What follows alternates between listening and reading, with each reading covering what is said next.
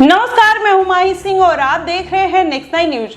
बीते लोकसभा चुनाव में अखिलेश यादव ने जिस तरीके से जीत का परचम लहराया, माना ही जा रहा था कि भारतीय जनता पार्टी अब कहीं ना कहीं ध्वस्त हो सकती है और उनकी सरकार नहीं बनेगी। और देखा जाए तो अखिलेश यादव एक मजबूत विपक्ष के रूप में सामने आए, वहीं इंडिया गठबंधन का फायदा भी उनको देखने को मिला।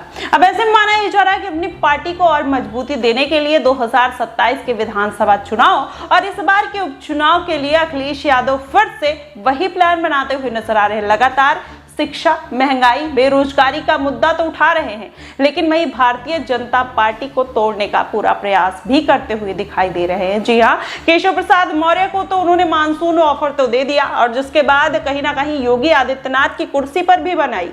वहीं अगर दूसरी तरफ देखा जाए तो ये कहा जा रहा है कि अब केशव प्रसाद मौर्य को साधने के बाद अब अखिलेश यादव का जो रुझान है वो बृजभूषण शरण सिंह की तरफ जाता हुआ दिखाई दे रहा। हालांकि ये खबरें पहले से आ रही थी कि बृजभूषण शरण सिंह को अखिलेश यादव टिकट दे सकते हैं। और वहीं अगर देखा जाए तो बृजभूषण शरण सिंह कोई सपा उनके लिए नई पार्टी नहीं है। 6 बार के सांसद बृजभूषण शरण सिंह एक बार सपा से भी सांसद रह चुके हैं। ऐसे में भारतीय जनता पार्टी ने कैसरगंज से उनका टिकट काट दिया। अब ऐसे में माना जा रहा है कि अखिलेश यादव उनको अपनी पार्टी में जगह दे सकते हैं। और वहीं मायावती भी कहीं ना कहीं इसी फिराक में लगी हुई हैं। देखना दिलचस्प होगा कि क्या वाकई में बृजभूषण शरण सिंह अब सपा का रुख फिर से करते हुए नजर आएंगे या नहीं ये। लेकिन अगर उत्तर प्रदेश की राजनीति के हिसाब से समझा जाए तो अखिलेश यादव जिस तरीके से योगी आदित्यनाथ को डाउन करने के लिए ये तमाम चालें चलते हुए नजर आ रहे हैं, वहीं बृजभूषण शरण सिंह एक ऐसा मोहरा है जिनकी योगी आदित्यनाथ से बिल्कुल भी नहीं बनती है। वजह क्या थी? सीएम पद।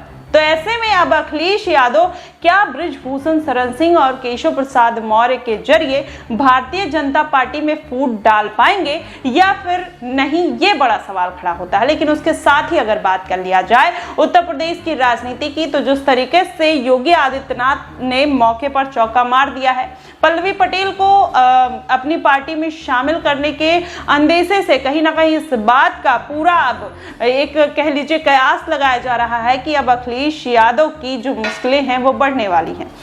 वहीं अखिलेश यादव ने एक मीटिंग में साफ कर दिया कि पीडीए का जो मोर्चा है वो कहीं ना कहीं पल्लवी पटेल भी चलाती हुई नजर आई थी और उनकी पार्टी से वो विधायक भी रह चुकी हैं, तो क्या उनकी जो सदस्यता है वो रद्द कर दी जाएगी?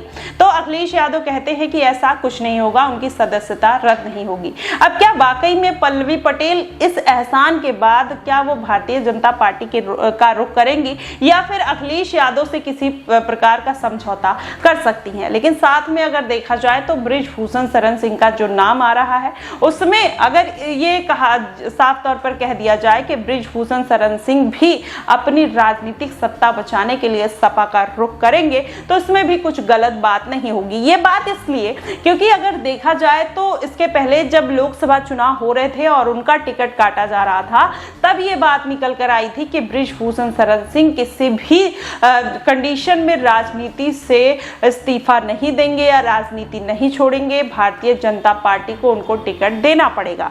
क्योंकि ये बात वो डंके की चोट पर कहते हुए नजर आए थे और उन्होंने ये कहा था कि दबदबा है, दबदबा था और दबदबा रहेगा। क्या वाकई में वही दबदबा कायम करने के लिए बृजभूषण शरण सिंह एक बार फिर से राजनीति में अपना हाथ आजमाना चाहते हैं, वो भी सपा पार्टी से? देखना दिलचस्प होगा कि उपचुनाव से पहले उनको कोई जिम्मेदारी मिल जाती है या 2027 के विधानसभा चुनाव जो काफी दूर है उसको साधते हुए अखिलेश यादव बृजभूषण शरण सिंह को नजर आ सकते हैं, उनसे मुलाकात कर सकते हैं या फिर उनको कोई बड़ा ऑफर करते हुए दिखाई दे सकते हैं। फिलहाल अभी तो इसी तरीके की सिनेरियो बनते हुए नजर आ रहे हैं। जिस तरीके से यूपी की सियासत में हलचल मची हुई है, माना ही जा रहा है कि इस बार अखिलेश यादव भारतीय जनता पार्टी को हराने के लिए वो पूरी कोशिश करते हुए नजर आएंगे जिससे भारतीय जनता पार्टी के शिकस्त हो सके। देखना दिलचस्प होगा कि क्या वाकई में भारतीय जनता पार्टी इस बार के सत्ता से हाथ धो देगी या फिर जो 10 सीटें हैं उपचुनाव की उसमें वो हार का सामना करेगी। आप हमें कमेंट बॉक्स में जरूर बताइएगा कि किस तरीके के हालात बनते हुए नजर आ रहे हैं। फिलहाल के लिए बस इतना ही। देश और दुनिया की तमाम खबरों के लिए हमारे साथ बने रहिएगा नेक्स्ट 9 न्यूज पर।